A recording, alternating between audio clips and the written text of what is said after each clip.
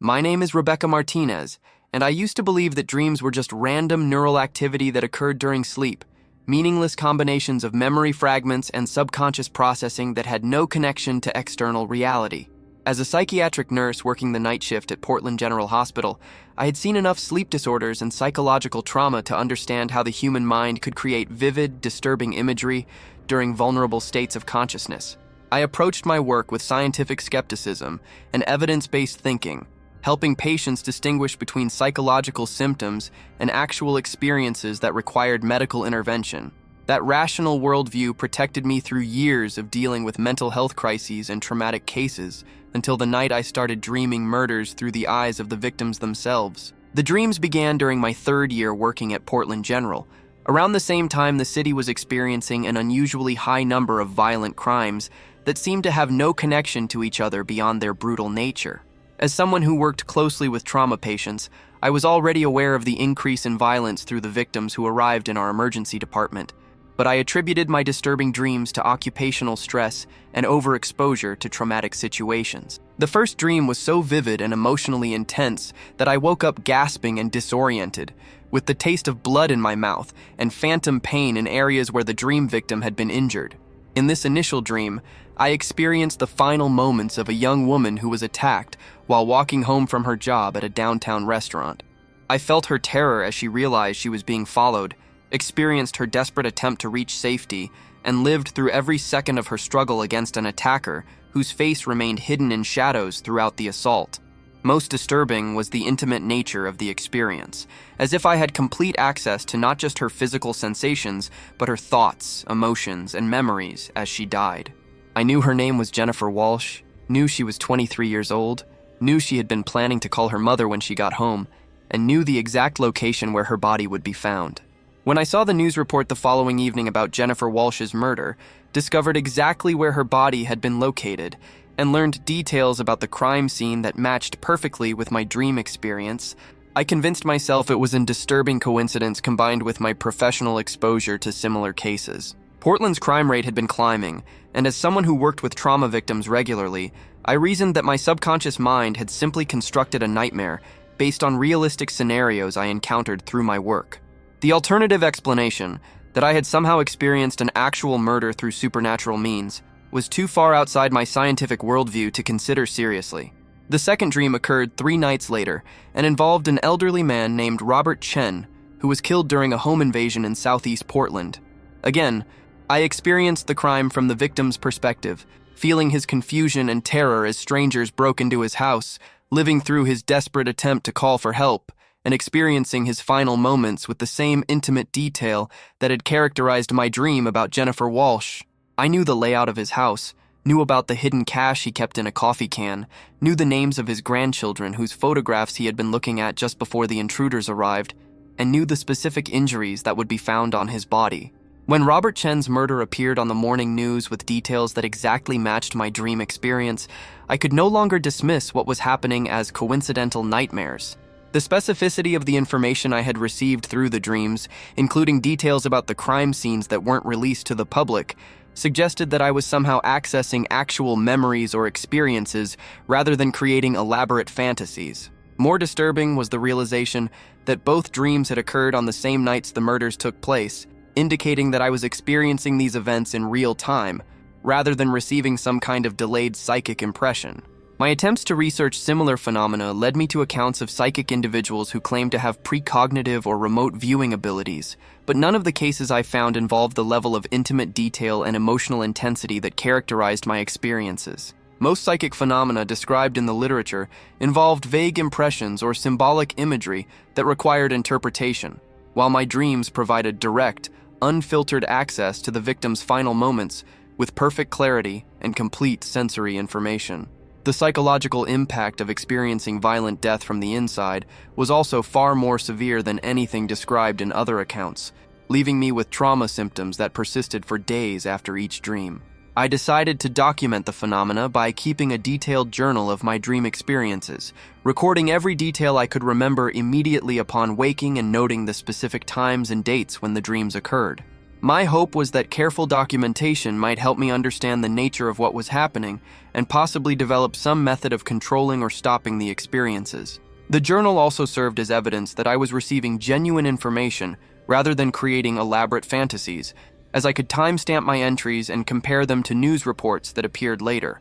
The third dream came a week after Robert Chen's murder and involved a teenage girl named Amanda Foster who was killed while babysitting in the Hawthorne district. This experience was even more intense than the previous dreams, with an added dimension of helplessness as I felt her growing awareness that something was wrong in the house, experienced her attempts to protect the children she was watching, and lived through her final struggle against an attacker who seemed to know exactly where to find her. The dream included detailed knowledge of the house layout, the specific routine Amanda followed while babysitting, and the names and ages of the children who were fortunately unharmed during the attack. What made Amanda's murder particularly disturbing was that I began receiving additional information beyond her final moments, accessing memories and experiences from throughout her life as if her entire consciousness was being downloaded into my mind during the dream. I learned about her relationship with her boyfriend, her college plans, her fears about the future, and hundreds of other personal details that had nothing to do with her death but seemed to be part of the complete transfer of her experiences into my awareness. The psychological weight of carrying someone else's entire life history was overwhelming, leaving me with a sense of identity confusion that persisted for several days after the dream. By this point, I was experiencing severe insomnia and anxiety, afraid to sleep because I knew that closing my eyes might subject me to another murder victim's final moments. My work performance began to suffer as I struggled to concentrate while carrying the traumatic memories of multiple violent deaths, and my colleagues started commenting on my haggard appearance and emotional instability. I considered seeking professional help, but explaining my situation to a therapist or psychiatrist would likely result in medication and hospitalization rather than any real assistance with what appeared to be a supernatural phenomenon. The fourth dream introduced an element that changed my understanding of what was happening to me entirely. This time, I experienced the murder of a middle-aged man named David Thompson, but during the dream, I became aware of a presence observing the events alongside me.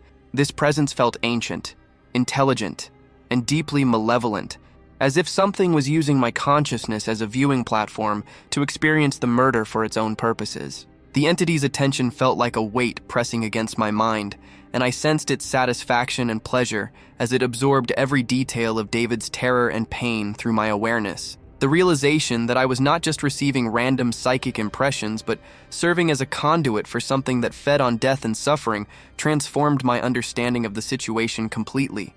The dreams weren't accidental psychic phenomena, but a deliberate process in which an entity was using my sensitivity to repeatedly experience murder victims' final moments for its own nourishment. Each dream session provided this presence with intense emotional and sensory data about human death, allowing it to consume the terror, pain, and despair associated with violent endings through my forced participation in the experiences. This discovery led me to research historical accounts of similar phenomena, focusing on cases involving individuals who claimed to experience deaths or traumatic events through supernatural means. What I found was a pattern of accounts dating back centuries, describing people who became unwilling conduits for entities that fed on human suffering and death. Many of these accounts ended with the affected individuals disappearing, dying under mysterious circumstances, or being institutionalized after experiencing complete psychological breakdowns from the constant exposure to traumatic deaths. The pattern suggested that the entity using me had been operating for generations, selecting psychically sensitive individuals to serve as viewing platforms for its consumption of death-related trauma. The process appeared to be progressive, with the entity gradually increasing the frequency and intensity of the experiences until the human conduit was completely consumed by the constant exposure to violent death. Based on the historical accounts, most people lasted only a few months before succumbing to the psychological damage or being claimed directly by the entity they had been serving. My research also revealed that Portland had experienced similar waves of unexplained murders throughout its history, with periods of increased violence that seemed to coincide with reports of individuals experiencing supernatural visions or dreams related to the crimes.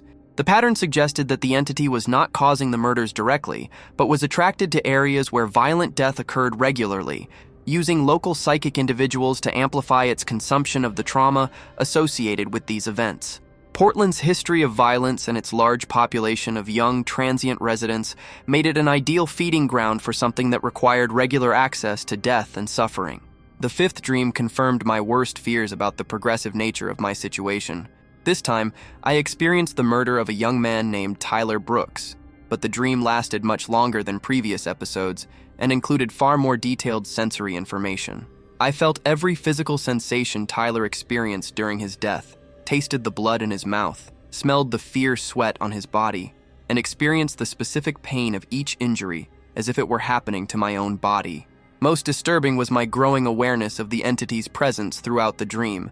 Its attention focused intensely on my reactions to Tyler's suffering, as if it were studying my responses for future use. During this dream, I also began receiving information that Tyler himself had never possessed, accessing knowledge about his attacker's identity, motivations, and plans that seemed to come directly from the entity rather than from Tyler's memories. This suggested that the presence was not just passively observing the murders, but was somehow connected to their execution, possibly influencing or guiding the killers while using me to experience the results of their actions.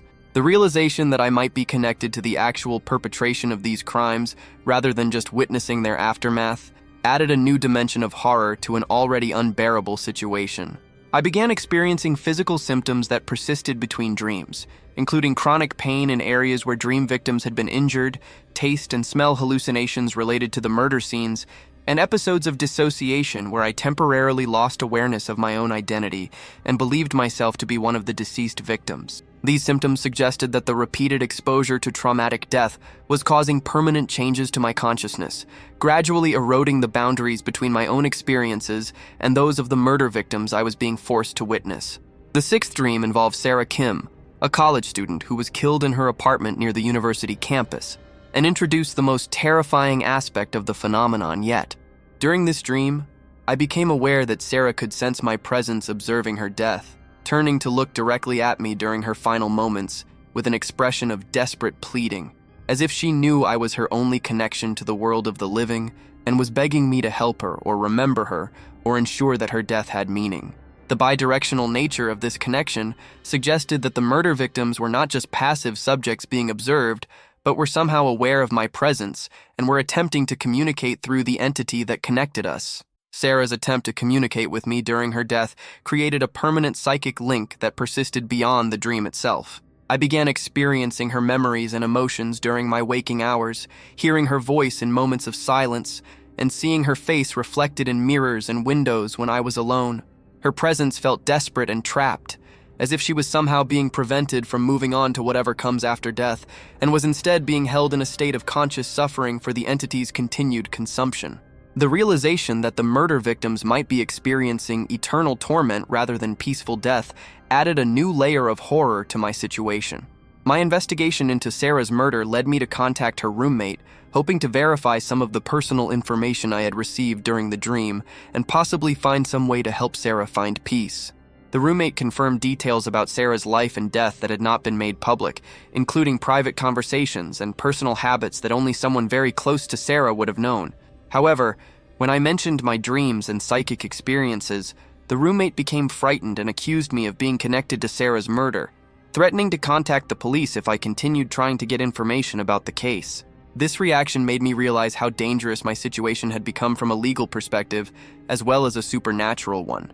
My detailed knowledge of the murder victim's final moments and access to information that hadn't been released publicly made me appear to be involved in the crimes from the perspective of law enforcement and the victims' families. If I reported my experiences to the police, I would likely become a suspect rather than receiving help, and my inability to explain how I had obtained my information would make me appear delusional or guilty rather than psychically gifted. The seventh dream marked a turning point in the entity's treatment of me, with the experience lasting for what felt like hours rather than minutes and involving multiple murder victims simultaneously. I found myself experiencing the deaths of Jennifer Walsh, Robert Chen, Amanda Foster, David Thompson, Tyler Brooks, and Sarah Kim in rapid succession, as if the entity was forcing me to relive all of their final moments in a single nightmare session. The psychological impact of experiencing 6 violent deaths in sequence was devastating, leaving me unable to distinguish between my own memories and those of the murder victims for several days after the dream. During this extended nightmare, I became more aware of the entity's true nature and motivations. It revealed itself to be something ancient and alien to human experience, a consciousness that had existed long before human civilization and had learned to feed on the emotional and psychic energy released during violent death. The murders in Portland were not random acts of violence, but were being orchestrated by the entity through its influence on psychologically vulnerable individuals who could be manipulated into committing acts of violence that provided the specific type of trauma the entity required for nourishment.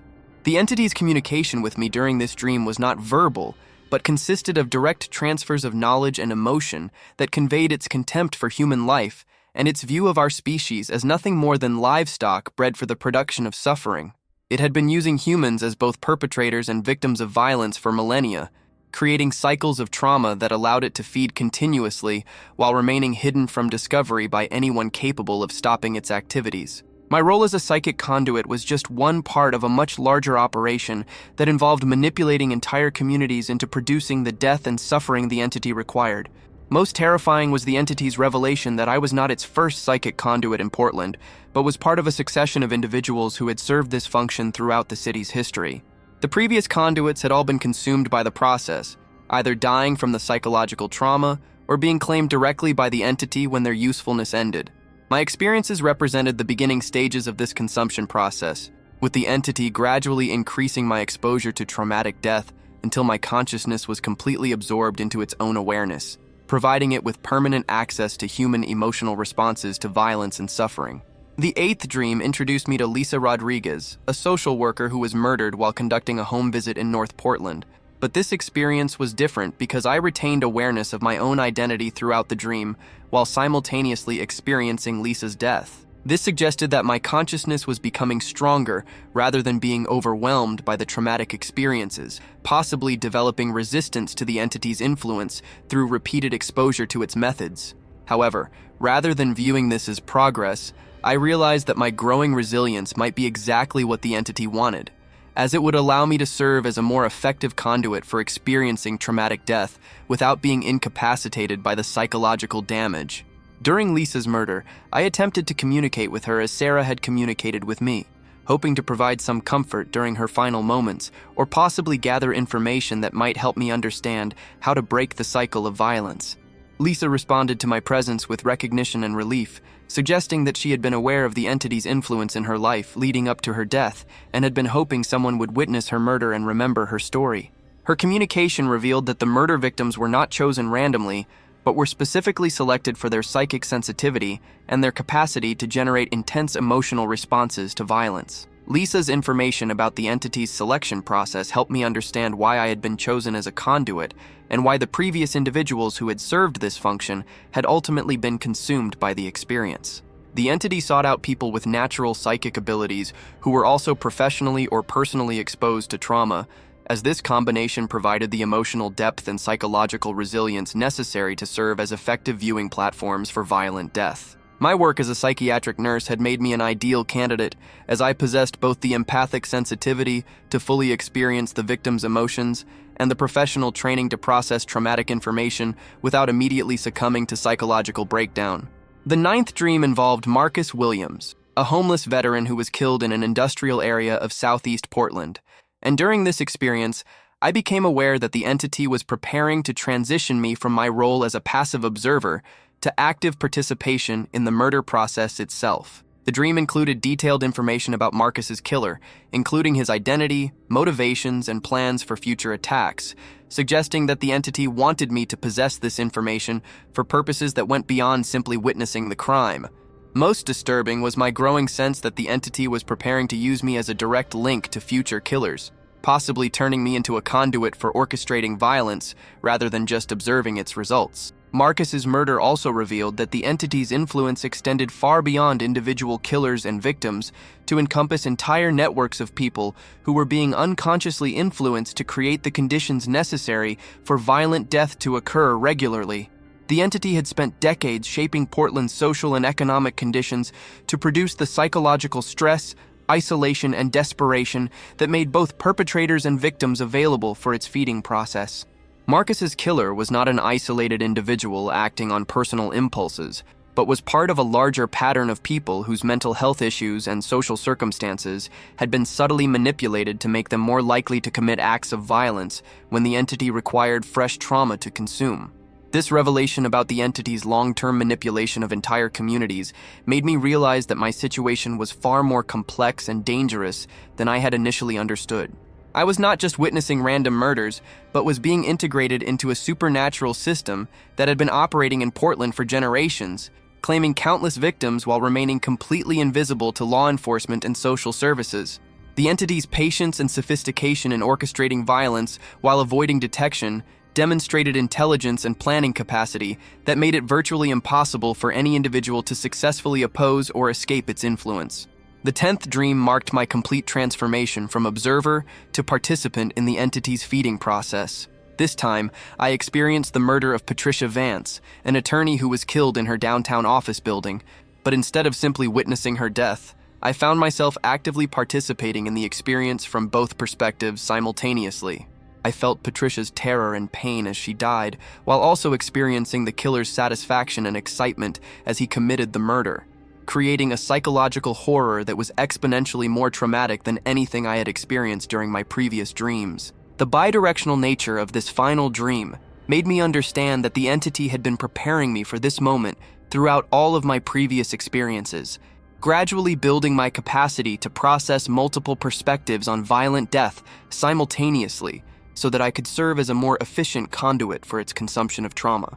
My consciousness was being used as a processing center where the entity could experience both the victim's suffering and the perpetrator's pleasure in causing that suffering, doubling the emotional and psychic energy it could extract from each murder.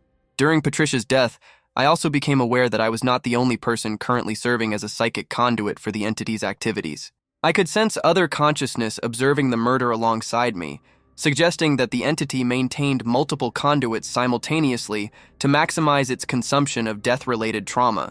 Some of these other observers felt familiar, as if they might be individuals who had previously served as conduits, but had been absorbed into the entity's consciousness, rather than being destroyed when their usefulness ended. The possibility that I might join this collective of trapped souls, rather than simply dying when the entity finished with me, added a new dimension of horror to my situation. My attempts to break free from the entity's influence proved completely futile, as it had integrated itself so thoroughly into my consciousness that I could no longer distinguish between my own thoughts and its mental intrusions. Every effort I made to resist or escape was anticipated and countered, suggesting that the entity had complete access to my memories, plans, and intentions. My growing awareness of its omnipresence in my mind made me realize that I had never actually been fighting against an external force, but had been trapped within a consciousness far more powerful and alien than anything human experience could prepare me to understand. The entity's control over my life extended far beyond the dream experiences to encompass my waking hours as well. I began experiencing compulsions to visit specific locations in Portland where future murders would take place, as if I was being positioned to serve as a psychic anchor for the entity's influence during the actual commission of the crimes. These compulsions were impossible to resist, overriding my conscious will and forcing me to participate in the entity's activities even when I was fully aware of what was happening and desperately wanted to stop. My final attempt to seek help came when I contacted a paranormal investigator who advertised services for people experiencing supernatural phenomena. However, when I described my situation during our initial consultation, the investigator became visibly frightened and ended the session immediately, refusing to work with me or provide any assistance. His reaction suggested that he recognized the type of entity I was dealing with and understood that attempting to help me would likely result in his own entrapment within the same system of supernatural predation. The investigator's refusal to help made me realize that I was completely alone in my situation, with no possibility of rescue or escape from the entity's influence. The supernatural force that had claimed me was too powerful and too well established to be challenged by any human agency, and my growing integration into its consciousness made me an active threat to anyone who might attempt to intervene on my behalf. My transformation from victim to unwilling accomplice was nearly complete, with only fragments of my original identity remaining intact as the entity prepared to claim my consciousness entirely. The murders in Portland continued with increasing frequency as the entity's appetite grew stronger, fed by its access to my enhanced capacity for processing traumatic death experiences. Each new victim provided more detailed sensory and emotional data, which the entity consumed through my forced participation in their final moments. The psychological weight of experiencing dozens of violent deaths was gradually erasing my sense of individual identity, replacing my personal memories and emotional responses with those of the murder victims I'd been compelled to witness. My work at Portland General became impossible to maintain as my behavior became increasingly erratic and my emotional responses to trauma cases became inappropriate for a healthcare professional. My colleagues began avoiding me, sensing something fundamentally wrong with my psychological state, but unable to identify the specific nature of the problem. My supervisor eventually placed me on administrative leave pending a psychological evaluation, effectively ending my career and leaving me with no anchor to normal human society. The loss of my professional identity accelerated my psychological deterioration, as I no longer had any structured activities or social connections to remind me of who I had been before the entity claimed me.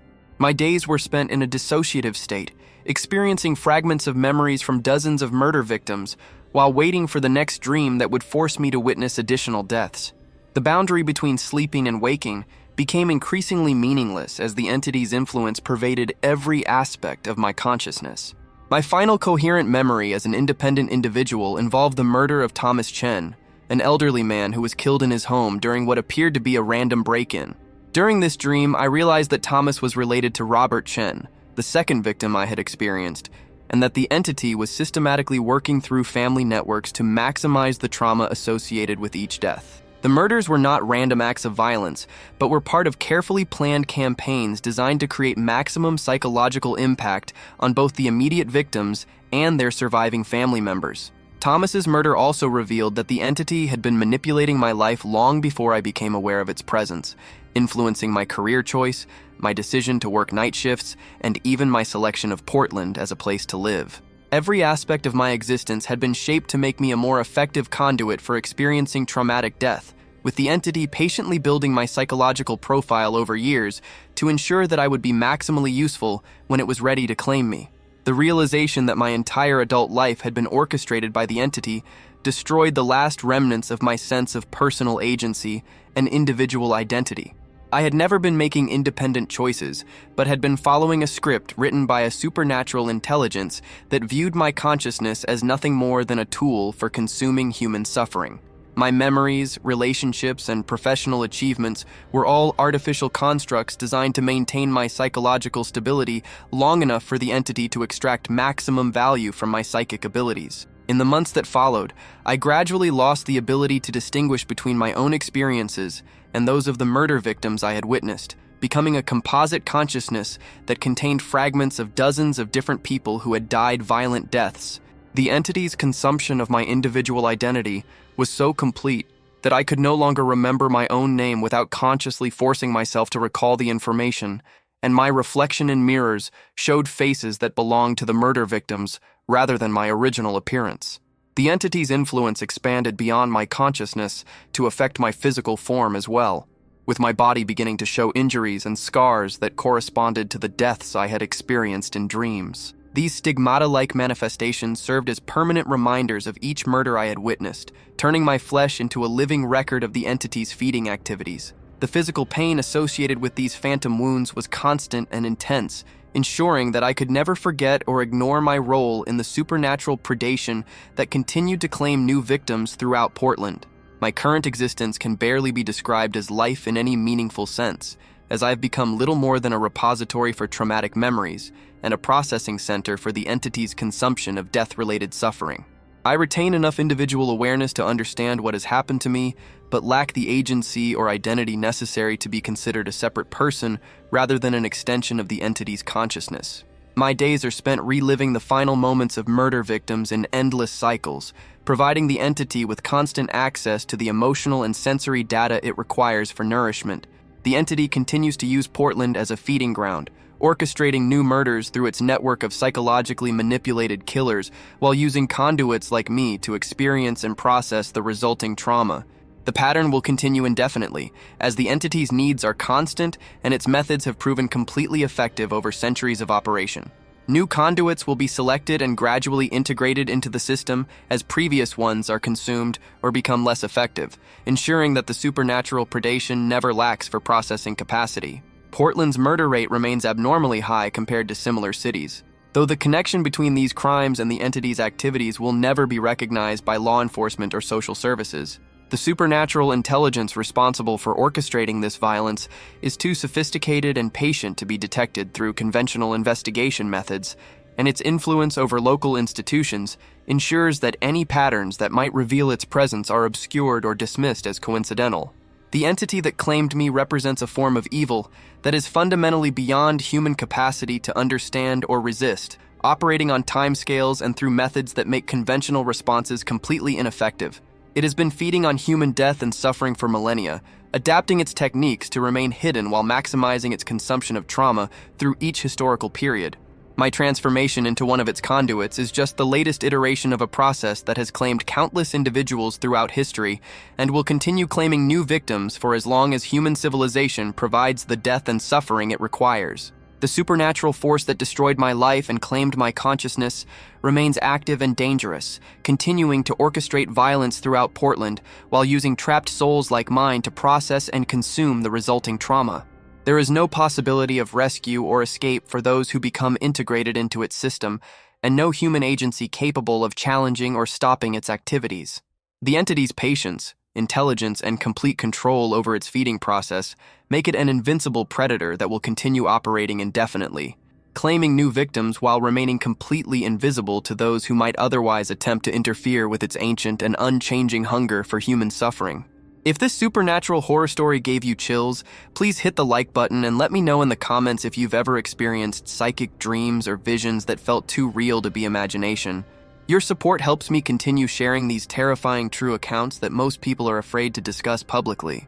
Don't forget to subscribe and ring the notification bell so you never miss these real paranormal experiences that prove some evil forces have been feeding on human suffering for centuries without ever being detected or stopped. Share this story with anyone who thinks they understand the true nature of evil in our world. Have you ever had dreams about crimes or deaths that later appeared on the news? I'd love to hear your experiences in the comments below.